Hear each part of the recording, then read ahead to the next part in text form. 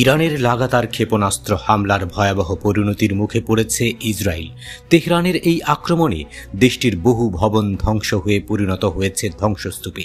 এখনো পর্যন্ত 14 জন নিহত এবং কয়েকশো মানুষ আহত হওয়ার খবর পাওয়া গেছে। নিখোঁজ রয়েছে অনেকে।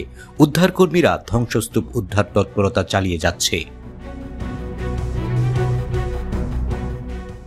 ইসরায়েলের বাত ইয়াম শহরের একটি আবাসিক ভবনে, সেখানে ঘটনাস্থলেই প্রাণ হারান অন্তত 7 জন।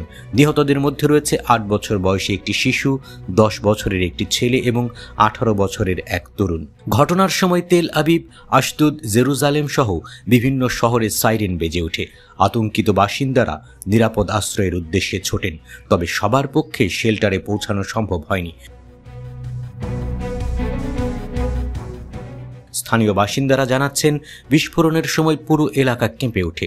এক বাসিন্দা বলেন, আমার বাবা বাড়ির ভেতরে ছিলেন, আমার ভাই তাকে আনতে গেলে তখনই বিস্ফোরণ হয়। অপর একজন জানান, আমি মনে করেছিলাম এটা আমার শেষ মুহূর্ত। পুরো ছাদ ধসে পড়ে আমার মাথার উপর। বাত ইয়াম ছাড়াও রুহভুট ও রামাদগানে ইরানের ক্ষেপণাস্ত্রের আঘাতে ব্যাপক ক্ষয়ক্ষতি হয়েছে। শুধু বাত ইয়ামে ক্ষতিগ্রস্ত হয়েছে 61টি ভবন, যার মধ্যে 6টি সম্পূর্ণ ধ্বংস হয়ে গেছে বলে জানিয়েছে শহরের মেয়র টিভিকা ব্রোট। রেহভুট শহরে আহত হয়েছেন অন্তত 42 জন, যাদের মধ্যে 2 জনের অবস্থা আশঙ্কাজনক। ক্ষতিগ্রস্তদের মধ্যে রয়েছেন 1.5 বছরের একটি শিশু ও তার মা।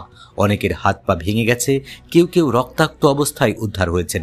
স্থানীয় জরুরি সংস্থা ইউনাইটেড হার্টজালা ও মেগান ডেভিড আদম জানায়, পুরনো এলাকায় বোম শেল্টারের অভাবেই হতাহতের সংখ্যা বাড়ছে।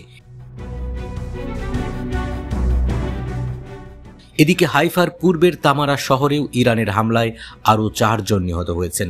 ধ্বংসস্তূপের নিচে আটকে পড়া নিখোঁজদের খুঁজে পেতে উদ্ধার কাজ চালিয়ে যাচ্ছে ইসরায়েলি হোম ফ্রন্ট কমান্ডের সার্চ অ্যান্ড রেস্কিউ ইউনিট।